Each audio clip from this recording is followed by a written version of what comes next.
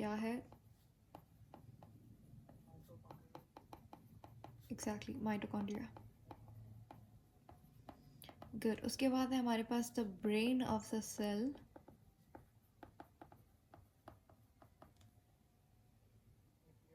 Nucleus. फिर हमारे पास एक ऐसा ऑर्गेनल है जो कि न्यूक्लियस से अटैच्ड होता है और इसके पास बहुत सारे फोल्ड्स होते हैं जिनको हम कहते हैं Crysta.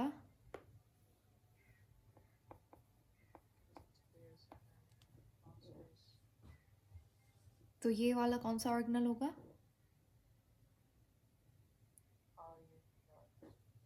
Yes, rough endoplasmic reticulum या फिर RER, क्योंकि इसके ऊपर यहाँ पे आप देख सकते हो राइबोसोम्स अटैच्ड हैं। उसके बाद हमारे पास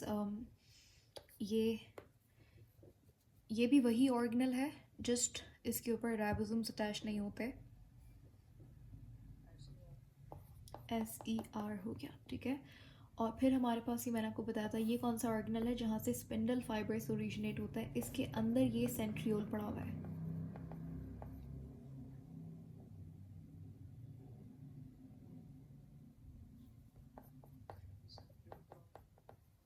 सेंट्रियोल से स्पिंडल फाइबर्स निकलते थे और सेंट्रियोल इस तरीके से सिलेंडर लाइक स्ट्रक्चर था जिसको कंबाइनली आप क्या कहते हैं? न्यूक्लियोलस। तो ये है न्यूक्लियोलस, ये है।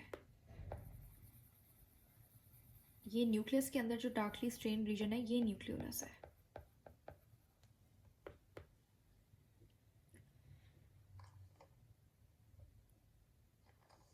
स्पिंडल फाइबर्स कहाँ से ओरिजिनेट होते हैं? सेंट्रियोल से, ठीक है।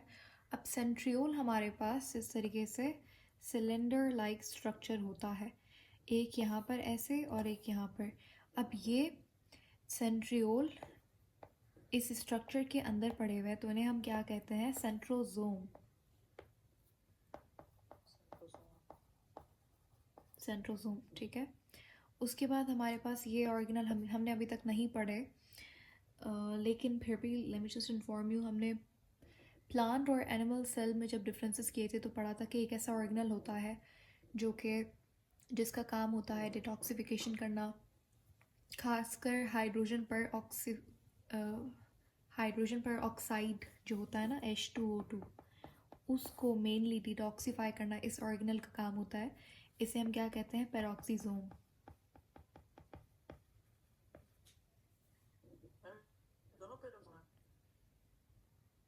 दोनों तो पेरोक्सीसोम्स नहीं है, दूसरा वाला आई डोंट नो क्या है, लाइसोसोम है मेरे ख्याल से। या क्योंकि स्पेसिफिक उसका कोई स्ट्रक्चर नहीं होता जिसे आप आइडेंटिफाई करो, सारे ही वेजाइकल्स की फॉर्म में होते हैं। अगर पेरोक्सीसोम देख लें, ग्लाइऑक्सीसोम देख लें, आप लाइसोसोम देख लें, तो वो सारे ही इस तरीके से राउंड स्ट्रक्चर, आपको सिंपल सा वेजाइकल स्ट्रक्चर मिलेगा। तो आई थिंक क्योंकि ये एनिमल सेल है तो इसलिए इसके पास लाइसोसोम पेरोक्सीसोम तो होता ही होता है। अब ये ग्लाइऑक्सीसोम भी तो हो सकता था, लेकिन मैंने आपको बताया था, रिमेंबर, ग्लाइऑक्सीसोम सिर्फ और सिर्फ कहाँ पे होता है? प्लांट सेल के अंदर, ठीक है। So remember that. उसके बाद है हमारे पास बहुत सारे राइबोसोम, समझ लीजिए एक mRNA की चेन के साथ अटैच्ड होते हैं, तो उस स्ट्रक्चर का एक नाम होता है which is called as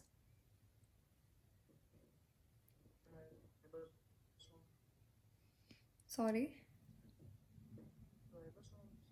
ribosomes.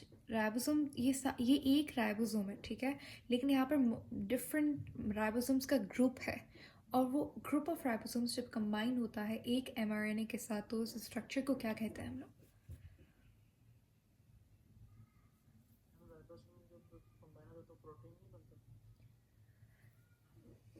Ribosome combine होकर प्रोटीन नहीं बनाता, राइबोसोम के ऊपर प्रोटीन बनता है। राइबोसोम जस्ट एक स्पेस प्रोवाइड करता है, एक रीजन जहाँ पे प्रोटीन बनता है। फैक्ट्री से चीज़ें थोड़ी बनती हैं, फैक्ट्री में चीज़ें बनती है। फैक्ट्री एक जगह होती है जहाँ पे आपके पास प्रोडक्ट्स बनते हैं, राइट। तो राइबोसोम भी वैसे ही एक फैक्ट्री है, प्रोटीन जहाँ पर बनता है, सही है। लेकिन यहाँ पर मैंने क्वेश्चन मुख्तलिफ है।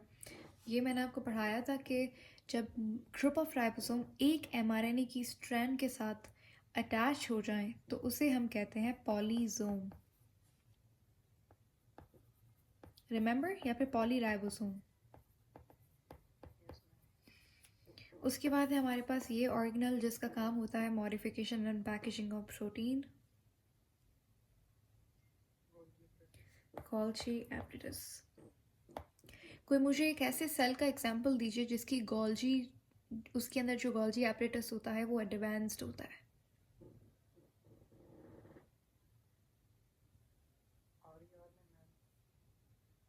नहीं, ऐसे कोई सेल का एग्जांपल दीजिए, ऐसे सेल का एग्जांपल जहाँ पर गोल्जी एडवांस्ड होगा। तो उसके लिए पहले तो आप कनेक्ट करें डॉट्स को कि अच्छा गोल्जी का काम क्या होता है। गोल्जी का काम होता है सिक्रीशन, इसका काम होता है प्रोटीन्स को मॉडिफाई करना। तो सिक्रीशन कौन से सेल से होती है?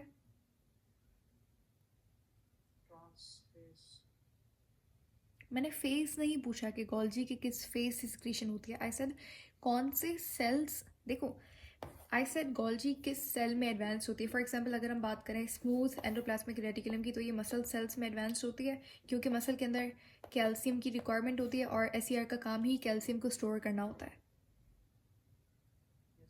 तो उसी तरीके से जो गोल्जी होती है उसका काम क्या होता है? उसका काम होता है सिक्रीशन। तो इसका मतलब ये है कि जो सेल सिक्रीशन में हेल्प करेंगे, जिनका काम सिक्रीट करना होगा किसी भी चीज़ को, हार्मोन का एग्जांपल ले लेते हैं, तो वहाँ पर गोल्जी क्या होगी? एडवांस्ड होगी।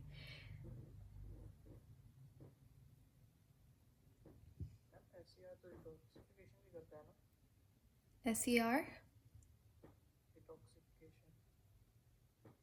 यस, एसईआर डिटॉक्सिफिकेशन में भी हेल्प करवाता है, तो इसीलिए लिवर सेल्स में भी एसईआर जो है वो एडवांस्ड होती है।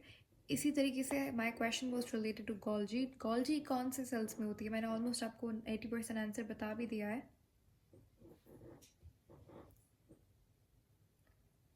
हार्मोन्स कहाँ से सिक्रीट होता है? बस,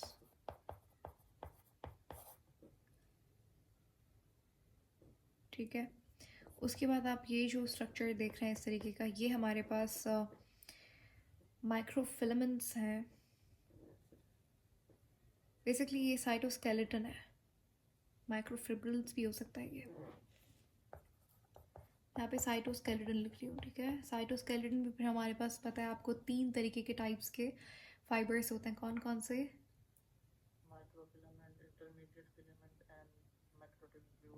एग्जैक्टली, ठीक हो गया। उसके बाद आप ये पर्पल कलर में, ये हमारे पास क्या है? राइबोसोम।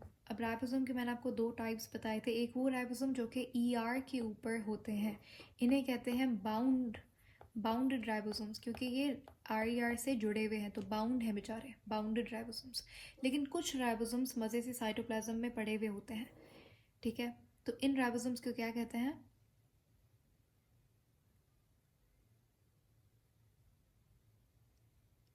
ये फ्रीली साइटोप्लाज्म में होते हैं, तो इसीलिए क्या कहलाएंगे? Free ribosomes.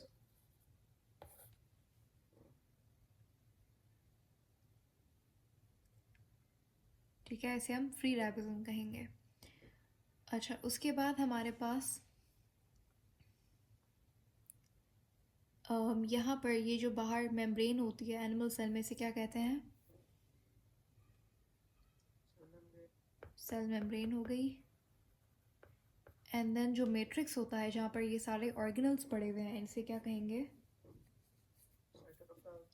साइटोप्लाज्म। और साइटोप्लाज्म हमारे पास फिर 2 डिविजन्स कर देते हैं हम इसकी। एक वो जो कि न्यूक्लियस के करीब होता है, जेल लाइक, उसे क्या कहते हैं? Cytogel, good. और जो हमारे पास पेरिफ्री के ऊपर साइटोप्लाज्म होता है वो कहलाता है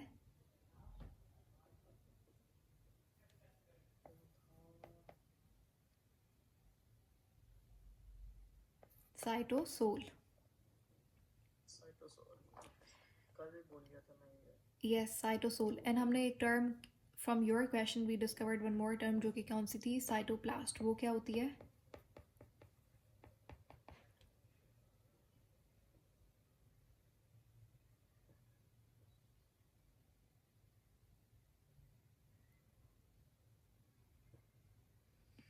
साइटोप्लास्ट। आपने इस क्वेश्चन किया था कि साइटोप्लास्ट क्या होता है, हमने पढ़ा था साइटोप्लास्ट क्या होता है। जब आप सेल लेंगे, यहाँ पे समझता है, ये हमारे पास सेल है, ये इसका न्यूक्लियस है, ठीक है, ये इसकी क्या है, सेल मेम्ब्रेन। ये तीन बेसिक स्ट्रक्चर्स आपके सेल के पास ये तीन होते हैं, सेल मेम्ब्रेन, साइटोप्लाज्म, न्यूक्लियस, ठीक है।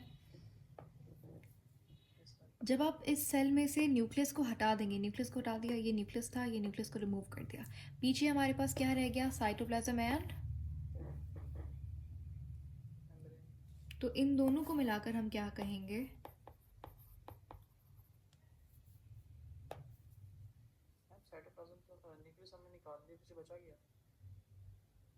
न्यूक्लियस आपने रिमूव किया है, पीछे साइटोप्लाज्म है, साइटोप्लाज्म के अंदर सारे ऑर्गेनल्स हैं, न्यूक्लियस तो एक हिस्सा है सेल का।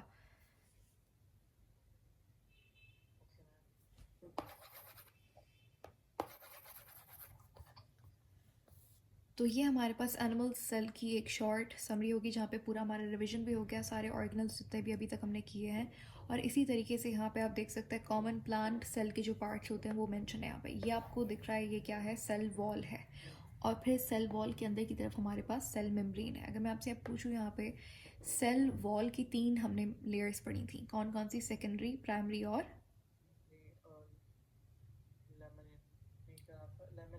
मिडिल लेमेला, ठीक है। मिडिल लेमेला सेकेंडरी और प्राइमरी के बीच में होती है।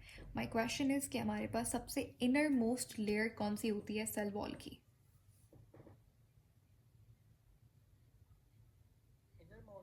Yes, inner most,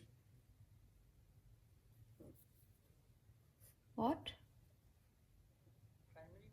exactly. तो सबसे इनर मोस्ट कौन, सबसे अंदर की तरफ सेल मेम्ब्रेन है, उसको हटा दें। सेल मेम्ब्रेन के बाद हमारे पास जो है वो प्राइमरी सेल वॉल है, फिर मिडिल लेमेला है, और सेकेंडरी सेल वॉल सबसे बाहर की तरफ होती है। और एक और चीज़, सेकेंडरी सेल वॉल डेड होती है। सेकेंडरी सेल वॉल सिर्फ और सिर्फ किसी किसी सेल्स में होती है, ऐसा नहीं कि हर प्लांट के पार्ट में आपको सेकेंडरी। ज़्यादातर देखें जो लीव्स होते हैं, लीव्स में सेकेंडरी सेल वॉल नहीं होती, ठीक है। उसके बाद हमारे पास ये न्यूक्लियोलस आपको, सॉरी, न्यूक्लियस आपको दिख रहा है, और ये न्यूक्लियस के अंदर हमारे पास डार्कली स्टेन रीजन कहलाता है,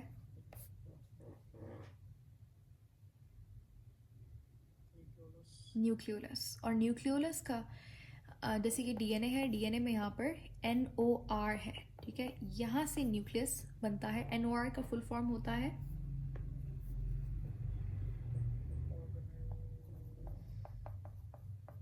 न्यूक्लियोलस,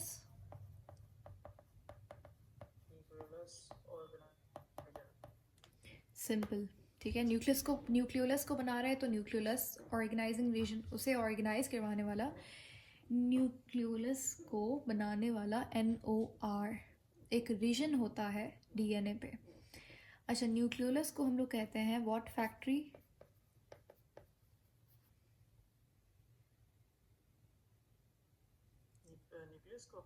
न्यूक्लियोलस को क्या, कौन सी फैक्ट्री बोलते हैं, ऑल्सो नोन एज,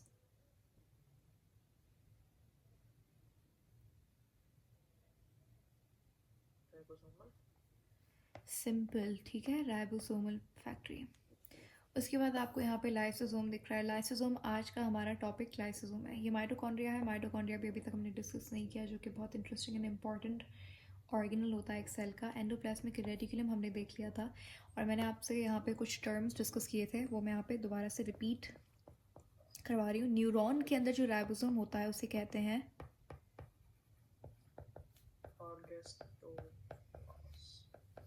नहीं, राइबोसोम को नेजल्स ग्रेन्यूल कहते हैं, और न्यूरॉन के अंदर जो एंडोप्लाज्मिक रेटिकुलम होती है उससे एर्गैस्टोप्लाज्म कहते हैं, ठीक है। उसके बाद हमारे पास यहाँ पर है गोल्जी कॉम्प्लेक्स। प्लांट के अंदर जो गोल्जी कॉम्प्लेक्स के स्मॉल कंपार्टमेंट सेगमेंट्स होते हैं उसे क्या कहते हैं, गुड, डिक्टियोसोम्स कहते हैं हम, ठीक है। वैक्यूल हमें पढ़ना है आज, क्लोरोप्लास्ट में भी कल परसों पढ़ लेंगे, एंड देन हमारा 1-2 दिन में ये चैप्टर ख़त्म हो जाएगा। पेरोक्सीसोम्स भी आज ही हम लोग इसे कंप्लीट करेंगे। जैसे यहाँ पर प्लांट सेल का एक डायग्राम गिवन था, एनिमल सेल का भी है, ऑल्दो हमने एनिमल सेल ऑलरेडी रिपीट कर लिया है मैंने। यहाँ पे आप देख सकते हैं, ये हमारे पास क्या है, सेंट्रोसोम, ठीक है। ये जो मैट्रिक्स है ये साइटोप्लाज्म है, और इसेस, और ये हमारे पास माइटोकॉन्ड्रिया है। यहाँ पर आपको जो दिख,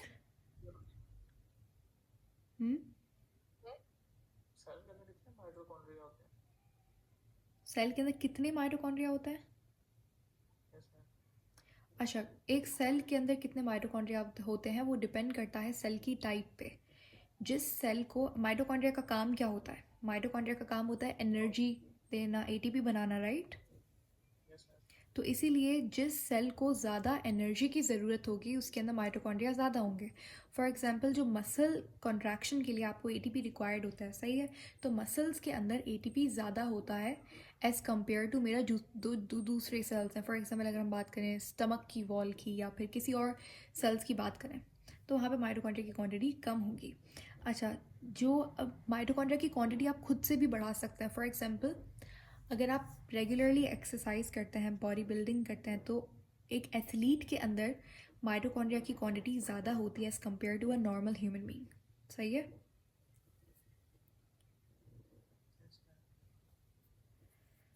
उसके बाद हमारे पास यहाँ पे आपको दिख रहा है माइक्रोट्यूब्यूल और ऊपर, हाँ जी, माइक्रोट्यूब्यूल साइटोस्केलेटन का पार्ट है, यू नो। Lysosome, vacuole. अच्छा, ये एनिमल सेल है, एनिमल सेल है तभी यहाँ पर क्या है, वैक्यूल। इस तरीके से छोटे छोटे वैक्यूल्स के बने। अगर प्लांट सेल होता तो फिर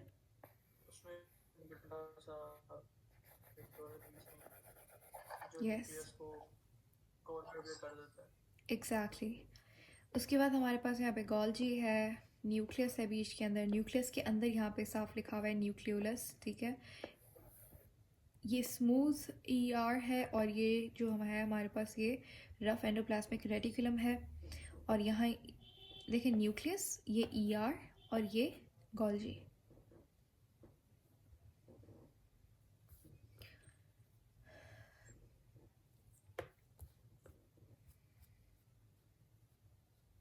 सो हम टॉपिक को स्टार्ट करते हैं। आज हम लोग पढ़ने जा रहे हैं, गोल्जी कॉम्प्लेक्स हमारा कंप्लीट हो गया था, राइट। अब मैंने आपसे कहा था कि गोल्जी लाइसोसोम कौन बनाता है? गोल्जी। लाइसोसोम देखें, आज का हमारा टॉपिक ही लाइसोसोम है। लाइसोसोम एक तरीके का बहुत ही सिंपल सा वेजाइकल होता है। वेजाइकल देखें इस तरीके का कोई भी स्ट्रक्चर जिसके पास सेल मेम्ब्रेन हो, अंदर उसके पास कोई भी चीज़, जैसे कि लाइसोसोम की अगर आप पर्टिकुलरली बात करते हो तो उसके पास हाइड्रोलिटिक एंजाइम्स होते हैं, इसके पास एंजाइम्स होते हैं, ठीक है। लाइसोसोम एक बहुत ही सिंपल सा ऑर्गेनल है, ये एक वेजाइकल है और ये कहाँ से ओरिजिनेट होता है? गोल्जी से।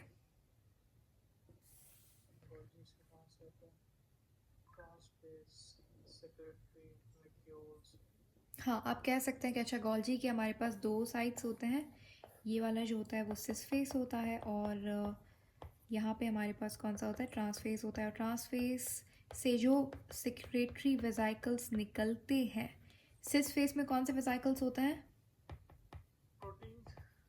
ट्रांसपोर्टिंग वेजाइकल्स, ठीक है। और जो ट्रांसफेस होता है वहाँ से निकलते हैं सेक्रेटरी वेजाइकल्स। अब ये जो सेक्रेटरी वेजाइकल्स हैं इसी का एक एग्जाम्पल आप लाइसोसोम बोल सकते हैं,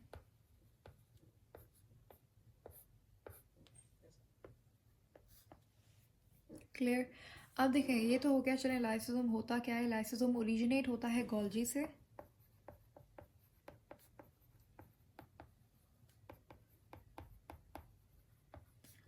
लाइसोसोम एक सिंपल वेजाइकल होता है। अब इसके फंक्शन की अगर आप बात करें, लाइसोसोम का फंक्शन क्या होता है? लाइसोसोम का काम होता है जी, हाँ, you can say removal of waste, removal of waste from a cell, या फिर जो हमारे पास सेल प्लान्ड ऑर्गेनाइज जो सेल डेथ होती है, जो ओल्ड ऑर्गेनल्स होते हैं, to get rid of old cells, old organelles, उसमें लाइसोसोम का बहुत बड़ा एक रोल होता है। फॉर एग्जांपल एक सेल जो है वो बहुत पुराना हो गया, अब यहाँ पे क्या होता है, लाइसोसोम फट जाता है। जब लाइसोसोम ब्लास्ट होता है तो लाइसोसोम अपने जो हाइड्रोलिटिक जहरीले एंजाइम्स है वो साइटोप्लाज्म में छोड़ देता है। तो अब ये जो पूरा सेल है इसके अंदर टॉक्सिन्स फैल जाते हैं लाइसोसोम के, तो ये सेल फिर इवेंचुअली क्या हो जाता है, इसकी डेथ हो जाती है सेल की और ये सेल ख़त्म हो गया, जो कि हमारी बॉडी की बेहतरी के लिए एक चीज़ थी, क्योंकि ये सेल पुराना हो गया था, ये कोई काम नहीं कर रहा था, इसके फंक्शंस ख़त्म हो गए थे, ठीक है। अगर तो फॉर एग्जाम्पल अगर मैं कहूँ ये लाइसोसोम यहाँ पर ना काम करे, ये सेल पुराना है लेकिन फिर भी ये डिवाइड किए जा रहा है, समझ लीजिए जो पुराने सेल्स होते हैं उनके अंदर म्यूटेशन के बहुत ज़्यादा चांसेस होते हैं। म्यूटेशन का मतलब ये है कि उसके डीएनए के अंदर कोई चेंज आ जाए। और मैंने आपसे कहा था कि अगर डीएनए में कोई भी छोटा सा भी चेंज आता है, एक भी अमाइनो एसिड का अगर चेंज आता है प्रोटीन में या डीएनए के कोई, तो वो एक बहुत बड़ी एबनॉर्मलिटी कॉज कर सकता है। तो इसीलिए जो पुराने सेल्स हैं उनको ख़त्म करना बहुत इंपॉर्टेंट होता है, क्योंकि इनके अंदर म्यूटेशन की जो प्रोबेबिलिटी होती है वो बहुत ज़्यादा होती है। तो उस रिस्क से बचने के लिए लाइसोसोम ओल्ड सेल्स को ऑर्गेनाइज तरीके से इनकी डेथ करवा देता है। अगर तो ये लाइसोसोम अपना काम ना करे सही से, अगर ओल्ड डेथ डिवाइड होते जाएं, तो ये क्या होगा, पुराने सेल्स ये काम भी कोई नहीं कर रहे, सिर्फ डिवाइड कर रहे हैं। तो इस समझ लीजिए इसके अंदर डिवीजन के दौरान कोई म्यूटेशन आ गई। जब यहाँ पे कोई म्यूटेशन आ गई तो क्या होगा कि जब ये वाला सेल डिवाइड करेगा, म्यूटेटेड सेल, ठीक है, ये आप देख रहे हैं ऑरेंज कलर में मैंने यहाँ पे डॉट बनाया हुआ है, ये म्यूटेटेड जीन है उसके अंदर। म्यूटेटेड का मतलब होता है चेंज आ जाना डीएनए के अंदर, और चेंज तो गलत बात है, चेंज आना।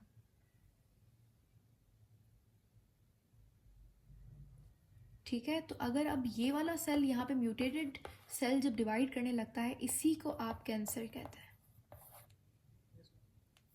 ठीक है, तो मैडम जो कैंसर सेल्स होता है वो इतनी जल्दी म्यूटेट क्यों करता है जबकि नॉर्मल सेल जल्दी म्यूटेट नहीं करता? अच्छा, म्यूटेट करना और डिवाइड करना दोनों डिफरेंट चीज़ है। म्यूटेट का मतलब होता है चेंज आना, म्यूटेशन का मतलब होता है चेंज आना जेनेटिक मटेरियल के अंदर, और ये म्यूटेशन किसी भी फैक्टर की वजह से आ सकती है, इसका कोई एक रीज़न नहीं है। ठीक है, तो आपने योर क्वेश्चन वॉज कि कैंसरस सेल ज़्यादा जल्दी म्यूटेट क्यों करते हैं। देखिए, कैंसरस सेल ज़्यादा जल्दी म्यूटेट नहीं करते, वो ऑल देखिए एक हेल्दी सेल है, इसके अंदर म्यूटेशन आ गई।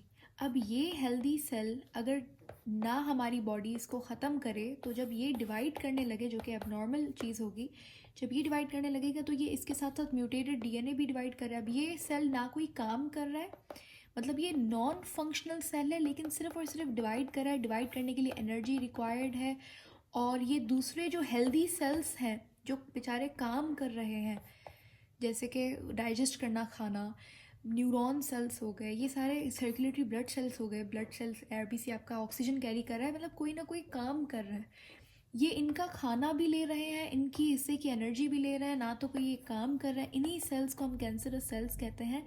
और कैंसरस सेल्स का जो डिवीजन रेट होता है वो 10 गुना ज़्यादा होता है हेल्दी सेल से।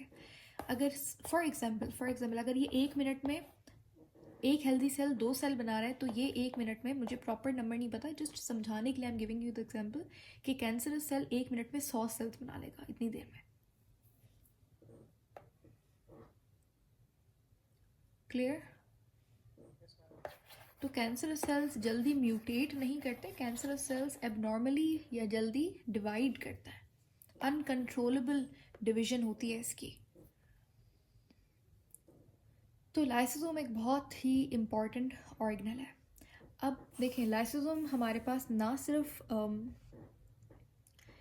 वेस्ट मटेरियल से छुटकारा पाने के लिए, यानी कि getting rid of the waste material या फिर सेल डेथ, सेल ऑर्गेनल्स जो पुराने हो चुके हैं उनको ख़त्म करने के लिए ना सिर्फ इनके लिए काम आता है, लेकिन आपने देखा होगा जो हमारे पास अमीबा होता है, हमारे पास तो स्टमक है और स्टमक के अंदर एंजाइम्स वगैरह होते हैं जो कि खाने को डाइजेस्ट करते हैं। तो अमीबा के अंदर कैसे खाना डाइजेस्ट होता है, होता क्या है कि अमीबा यहाँ पे एक, ये मैंने आपको बताया था राइट, यहाँ पे फूड पार्टिकल है, ये फूड पार्टिकल जहाँ पे आया तो ये इसको क्या बोलेंगे, फूड वैक्यूल बन जाता है ये।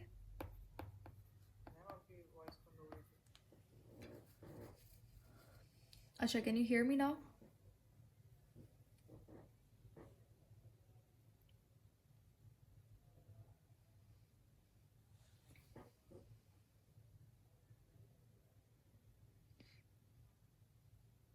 हेलो? अच्छा, तो यहाँ ये हमने पढ़ा था अमीबा के, जैसे हमारे अंदर स्टमक के अंदर पूरा हमारे पास तो एक डाइजेस्टिव सिस्टम है राइट, और वहाँ पे एंजाइम्स हैं डिफरेंट जो कि खाने को डाइजेस्ट कर रहे हैं।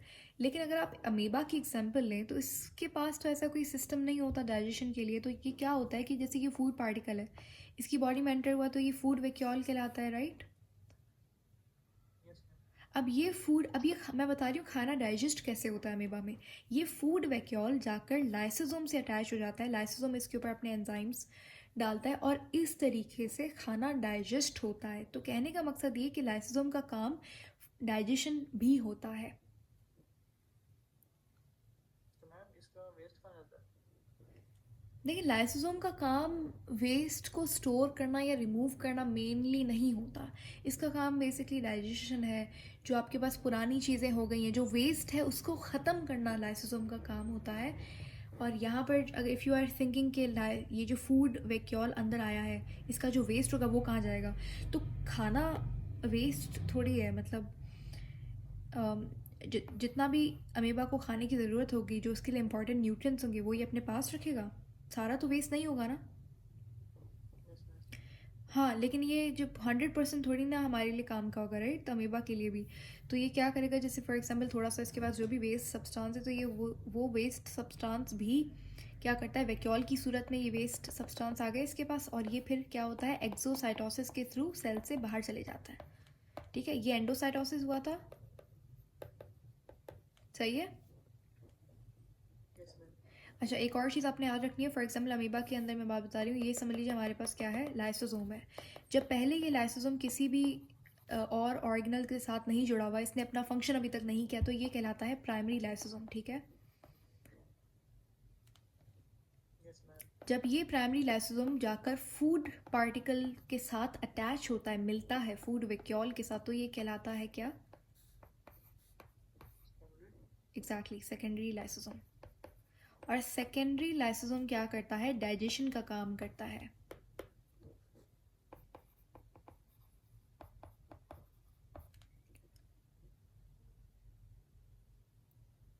सही है। अब देखें आपका क्वेश्चन मैं एड्रेस करने जा रही हूँ। अब यहाँ तक ये सेकेंडरी लाइसोसोम ने क्या किया, डाइजेशन हो गई। अब जितना भी डाइजेस्टेड फूड होगा, जो न्यूट्रिएंट्स होंगे, जो अच्छा वाला डाइजेस्टेड फूड है, वो अमीबा एब्जॉर्ब कर लेगा, उससे एनर्जी जनरेट करेगा। लेकिन जो हमारे पास खाना डाइजेस्ट नहीं हुआ, जो अनडाइजेस्टेड फूड है, वो हमारे पास ये सेकेंडरी लाइसोसोम अब कन्वर्ट हो जाएगा किसके अंदर,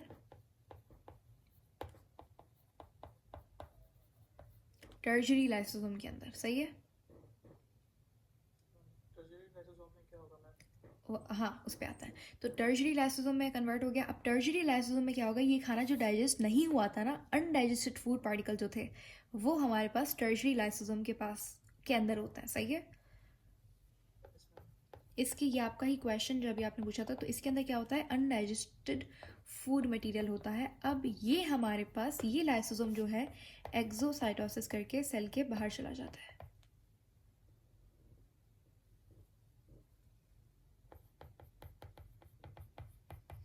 okay, is that clear. Yes ma'am. अच्छा, ये जो टर्शरी लाइसोसोम है, इसका दूसरा नाम है, it's also called as, also known as residual body. Residue.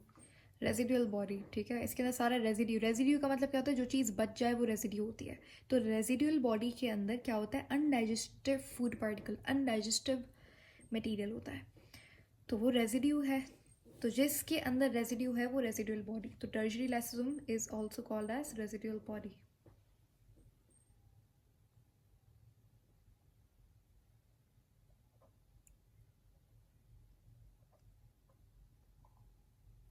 Yes ma'am.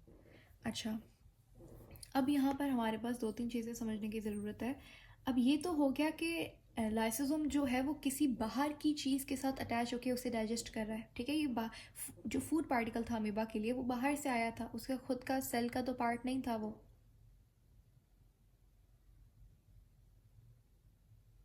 ऐसा ही है।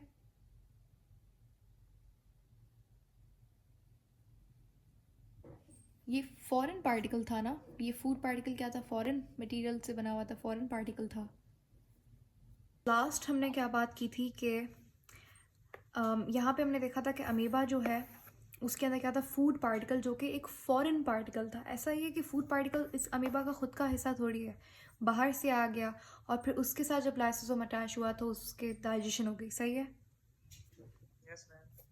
लेकिन अब हमें ये पढ़ना है कि किस तरीके से, जैसे फॉर एग्जाम्पल हमारे पास ये सेल है, ये न्यूक्लियस है, ये उसके अंदर न्यूक्लियोलस है। यहाँ पर हम लोग एक माइटोकॉन्ड्रिया की एग्जांपल से समझते हैं। ये माइटोकॉन्ड्रिया है और समझ लीजिए ये माइटोकॉन्ड्रिया क्या है, नॉन फंक्शनल है। नॉन फंक्शनल, ये एक ओल्ड माइटोकॉन्ड्रिया है। अब इसकी ज़रूरत नहीं है सेल को, और सेल चाहता है ये माइटोकॉन्ड्रिया ख़त्म हो जाए। अब क्या होगा कि हमारे पास ये जो लाइसोसोम है, ये लाइसोसोम जाकर अटैच हो जाएगा इस माइटोकॉन्ड्रिया के साथ, ये दोनों जुड़ जाएंगे। सही है। और अब क्या होगा कि जो लाइसोसोम है ये अपने एंजाइम्स इसके ऊपर डाल देगा माइटोकॉन्ड्रिया के पास। आपने एक चीज़ याद रखनी है, लाइसोसोम के पास कौन से एंजाइम्स होते हैं?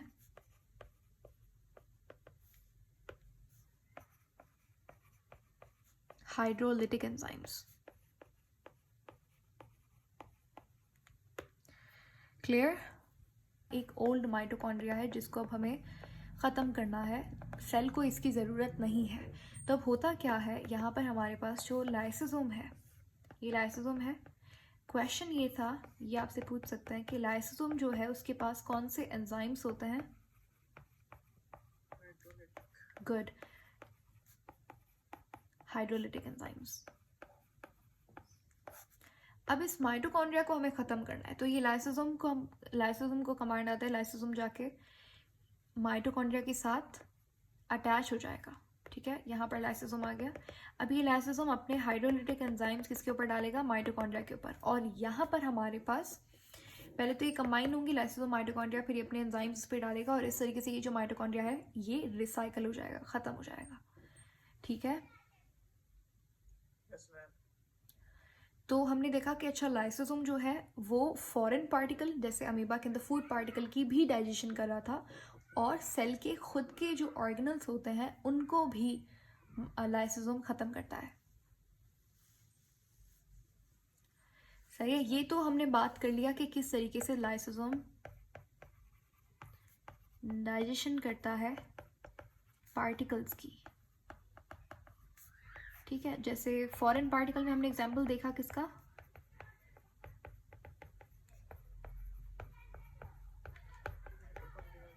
अमीबा जो फूड को डाइजेस्ट करता है वो लाइसोसोम के ज़रिए करता है। और हमने ऑर्गेनल में अभी माइटोकॉन्ड्रिया का भी एग्जाम्पल देखा। माइटोकॉन्ड्रिया का जस्ट मैंने आपको एग्जाम्पल दिया है, इसी तरीके से जो भी ऑर्गेनल पुराना हो जाता है तो उस तरीके से लाइसोसोम उसको रिसाइकिल कर देता है, डाइजेशन हो जाती है उसकी भी। तो ये तो अभी तक हमने देखा कि लाइसोसोम किस तरीके से पार्टिकल्स की, छोटे छोटे पार्टिकल्स की डाइजेशन कर रहा है। लेकिन अब जो हमारा नेक्स्ट टॉपिक जो है वो ये है कि क्या लाइसोसोम एक सेल को ख़त्म करता है? यस, करता है। ठीक है, देखें सेल डेथ जो है वो दो तरीके की होती है। ठीक है, सेल डेथ का मतलब क्या है? सेल का ख़त्म हो जाना, वो सेल डेथ कहलाता है।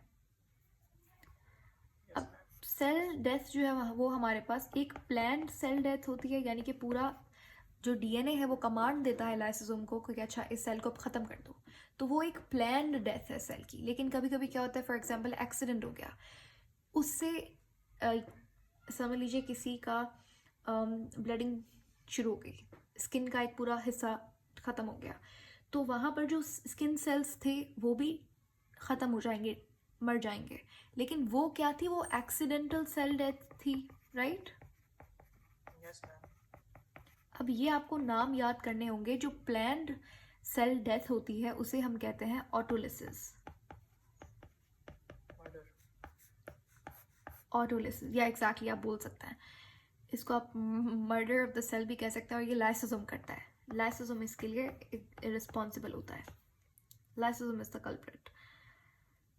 लेकिन ऑन द फ्लिप साइड हमारे पास जो एक्सीडेंटल सेल डेथ होती है, यहाँ पर सेल खुद ब खुद एक्सीडेंटली, जब इसकी सडन, आप इसको कह सकते हैं ये अचानक से जो सडन डेथ हो जाती है सेल की, जैसे कि ना सिर्फ एक्सीडेंट के दौरान आपके पास सेल डेथ होती है, एक्सीडेंटल सेल डेथ होती है। फॉर एग्जांपल किसी को हार्ट अटैक आ गया,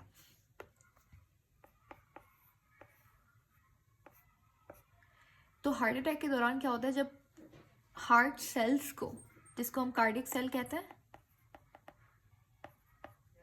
कार्डियक सेल बोल सकते हैं आप, कार्डियोसाइट्स बोल सकते हैं, वो ज़्यादा एक अच्छी टर्म है। कार्डियोसाइट, साइट यानी कि सेल, कार्डियो यानी कि हार्ट से रिलेटेड। तो कार्डियो सेल्स को जब ऑक्सीजन नहीं मिलती तो वो आहिस्ता आहिस्ता मरना शुरू कर जाते हैं। तो हार्ट अटैक के दौरान भी ऐसा ही होता है। आपके हार्ट सेल्स जो हैं, आपका हार्ट, एक तो हार्ट सेल्स को प्रॉपर ऑक्सीजन नहीं मिलना, तो उसमें भी क्या होता है हमारे पास यहाँ पर सेल डेथ। ये भी सेल डेथ का एग्जाम्पल हो सकता है, लेकिन सडन या फिर एक्सीडेंटल, ये प्लान्ड तो नहीं था, राइट? Yes ma'am. इसका नाम होता है necrosis. Necrosis. Necrosis, ma'am apoptosis था एक। हाँ, apoptosis. So what do you think, आपको क्या लगता है एपोप्टोसिस किसे कहते हैं? मुझे नहीं याद मैम, नाम बस याद है। You can make a guess.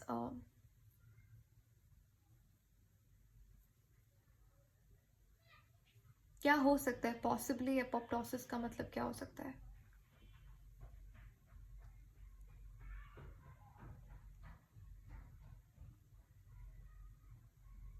इसकी डेथ में तो नहीं होगा।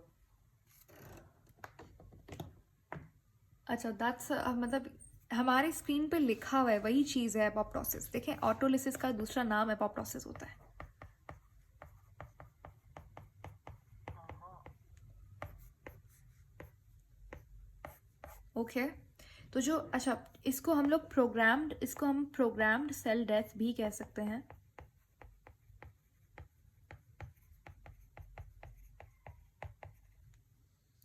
ठीक है, तो अभी तक हमने क्या पढ़ा कि जो लाइसोसोम है वो फॉरेन पार्टिकल्स की डाइजेशन करता है, ऑर्गेनल्स को डाइजेस्ट करता है अपने हाइड्रोलाइटिक एंजाइम्स के जरिए। इतनी कोई मुश्किल बात नहीं, सिंपल सी चीज़ थी। सेल डेथ को हमने बारे में पढ़ा कि एक होती है प्रोग्राम्ड सेल डेथ, जिसको कहते हैं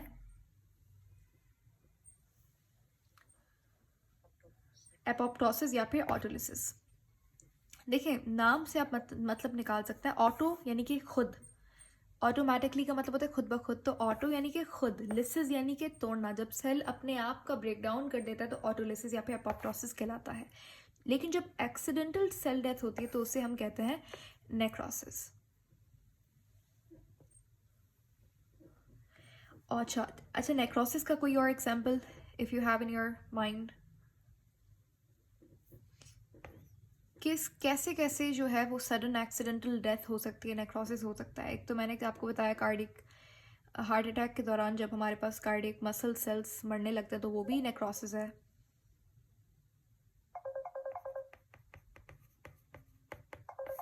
इसके अलावा जो हमारे पास एक्सीडेंट वाली कंडीशन होती है, एक्सीडेंट के दौरान जब कोई एक चोट लग जाती है तो वो भी हमारे पास नेक्रोसिस है। इसके अलावा have you ever heard of brain stroke? Yes ma'am. तो ब्रेन स्ट्रोक में क्या होता है कि जब आपके ब्रेन सेल्स को, जब न्यूरॉन्स को ऑक्सीजन नहीं मिलती, जी, पैरालिसिस में।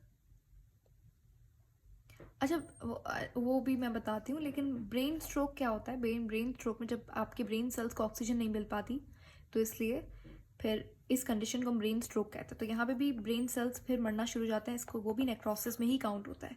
फिर स्ट्रोक के रिजल्ट में पैरालिसिस होता है। ठीक है, स्ट्रोक के बाद किसी किसी का पैरालिसिस होता है, और वो डिपेंड करता है स्ट्रोक की इंटेंसिटी क्या है। तो मैम उसे भी नेक्रोसिस होती है?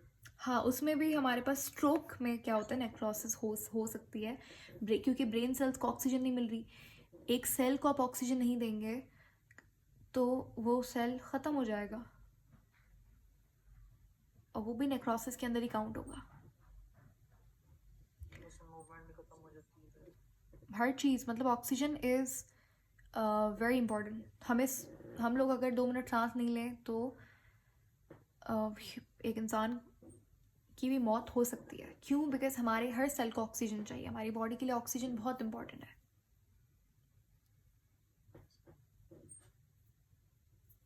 अच्छा, तो ये हमारे पास बेसिक इन्फॉर्मेशन हो गई। अब यहाँ पर मुझे आपको लाइसोसोमल स्टोरेज डिजीज़ के बारे में बताना था। कभी कभी क्या होता है लाइसोसोम अच्छे से काम नहीं कर पा रहा।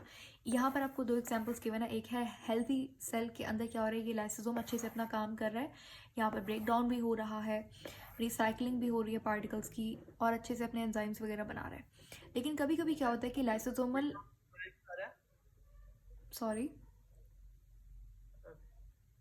रिसाइकल, ब्रेकडाउन और ये नीचे क्या ब्लर है, समझ नहीं आ रहा। ये मुझे भी नहीं यहाँ पर प्रॉपरली दिख रहा। आई थिंक एलिमिनेशन लिखा हुआ है यहाँ पे। एलिमिनेशन का मतलब कि सेल से बाहर, यानी कि लाइसोसोम से बाहर वो चीज़ जा रही है, या फिर कुछ और भी हो सकता है। लेकिन खैर कहने का मकसद ये कि यहाँ पर जो भी लिखा हुआ हो, लेकिन उसका रिलेशन लाइसोसोम से ही होगा, कि वो लाइसोसोम का फंक्शन ही होगा। अच्छा, ये लाइसोसोम जो है वो पार्टिकल्स को ब्रेक डाउन वगैरह अच्छे से कर रहा है। चलेंगे, मैं देख लूँगी, what ever word is it, I let you know. लेकिन हमारे पास कभी कभी क्या होता है लाइसोसोम के एंजाइम्स नहीं बन पा रहे। जो हाइड्रोलिटिक एंजाइम बन रहा है उसकी क्वांटिटी कम है, या फिर जो बन रहा है वो अच्छे से काम नहीं कर रहा। तो इस कंडीशन में हमारे पास लाइसोसोमल डिजीजेस होती हैं। और जनरली क्या होता है, लाइसोसोम के, अब क्योंकि लाइसोसोम जैसे फॉर एग्जांपल पार्टिकल्स को डाइजेस्ट नहीं कर पा रहा, तो इसके अंदर चीज़ें क्या होती हैं, एक्यूमुलेट होना शुरू हो जाती है। एक्यूमुलेट का मतलब क्या होता है कि जमा होना शुरू हो जाती हैं। तो इसीलिए यहाँ पर लाइसोसोम को स्टोरेज का मसला हो जाता है। अब एक चीज़ डाइजेस्ट, लाइसोसोम काम नहीं कर रहा, समझ लो लिपिड फालतू पड़ा हुआ है सेल के अंदर, वो खत्म, ब्रेक डाउन नहीं हो रहा, लाइसोसोम काम नहीं कर रहा, ब्रेक डाउन नहीं हो रहा। अब लिपिड क्या होगा, आकर लाइसोसोम में एक्यूमुलेट होना शुरू हो जाएगा। तो इसको कहते हैं लाइसोसोमल स्टोरेज डिजीजेस। ओके, अब यहाँ पे आपको 2-3 सिंपल से लाइसोसोमल स्टोरेज डिजीज पढ़नी है। जैसे फॉर एग्जांपल यहाँ पे मैं आपको एग्जांपल से हम लोग स्टार्ट करते हैं। हम बात करते हैं शुगर की, ग्लाइकोजन का एग्जांपल ले लेते हैं। जब शुगर आपकी सेल के अंदर समझ लें ब्रेक डाउन नहीं हो पा रही, एक्सेस हो गया है शुगर का, ज़्यादा हो गई, जितनी रिक्वायरमेंट है उससे ज़्यादा शुगर हो गई, और लाइसोसोम काम भी नहीं कर रहा, लाइसोसोम डैमेज हो चुका है, ठीक है। तो अब क्या होगा कि यहाँ पर हमारे पास ग्लाइकोजन जाकर एक्यूमुलेट होना शुरू हो जाएगी लाइसोसोम के अंदर, जमा होना शुरू हो जाएगी शुगर लाइसोसोम के अंदर।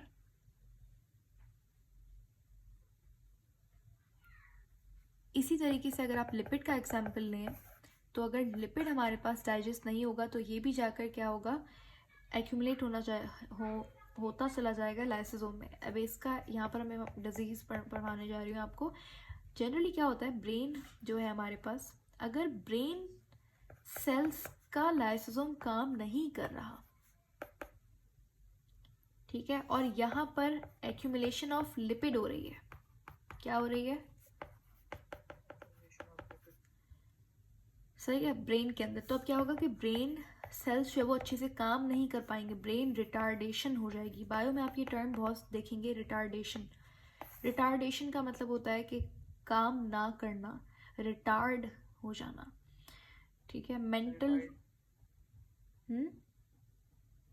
रिटायर्ड, या तो इसको आप ब्रेन रिटार्डेशन कह सकते हैं, मेंटल रिटार्डेशन कह सकते हैं, जहाँ पे मेंटल ग्रोथ नहीं हो पाती, ग्रोथ रुक जाती है। तो ये जो डिजीज़ है इसका नाम है टे सेक्स डिजीज़। टे सेक्स डिजीज़ क्या है, ब्रेन से रिलेटेड है, मेंटल रिटार्डेशन हो जाती है। कब होती है, जब एक्यूमुलेशन ऑफ लिपिड होती है लाइसोसोम के अंदर। ये एक डिजीज़ आपको ये वाली याद रखनी है, कौन सी, टे सेक्स डिजीज़। और दूसरी बात, जब यही फैट जो है लिवर के अंदर एक्यूमुलेट होना शुरू हो जाए, समझ लें लिवर का स्पेशली स्प्लीन का, जब लिवर और स्प्लीन जो है इसका लाइसोसोम काम नहीं कर रहा, इसके अंदर क्या हो रहा है, फैट एक्यूमुलेशन हो रही है, फैट एक्यूमुलेट हो रहा है लिवर और स्प्लीन सेल्स के अंदर। क्यों, बिकॉज लाइसोसोम काम नहीं कर रहा।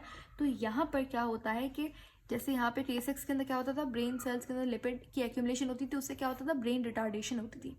तो जब फैट एक्यूमुलेट करना शुरू हो जाएगा लिवर और स्प्लीन के अंदर, स्प्लीन और लिवर दोनों ऑर्गन्स हमारी बॉडी के अंदर, तो इनका साइज बड़ा होना शुरू हो जाता है, ठीक है, इनकी एनलार्जमेंट होना शुरू हो जाती है। इस डिजीज़ का नाम है Gaucher's disease. Yes, Gaucher's disease. ये 2 डिजीजेस आपको याद रखने हैं। तो हमने आज लाइसोसोम पढ़ा। लाइसोसोम हमारे पास एक वेसिकल है, ठीक है, इसको स्प्लिटिंग बॉडी भी कहते हैं, जो कि लाइसोसोम कहलाती है। इसके अंदर कौन से एंजाइम्स होते हैं?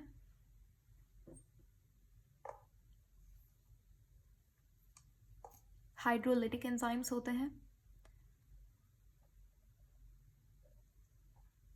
ओके उसके बाद लाइसोसोम का मेन काम क्या होता है? डाइजेशन करवाना। Yes ma'am. अब ये फॉरेन पार्टिकल्स की भी डाइजेशन करवा सकता है, और ये हमारे पास सेल के खुद के जो ऑर्गेनल्स हैं उनको भी डाइजेस्ट कर सकता है। तो हमने अमीबा की एग्जांपल देखी थी, और फिर माइटोकॉन्ड्रिया किस तरीके से लाइसोसोम डाइजेस्ट करवा रहा होता है। उसके बाद हमने अमीबा के अंदर आपने देखा प्राइमरी लाइसोसोम क्या होता है, जो फूड वैक्यूल के साथ अटैच हो वो प्राइमरी लाइसोसोम। प्राइमरी लाइसोसोम वो जिसने अभी तक कोई फंक्शन नहीं किया हुआ। जब ये फूड वैक्यूल के साथ अटैच हो जाता है, डाइजेशन होती है जिसके अंदर, वो कहलाता है सेकेंडरी लाइसोसोम।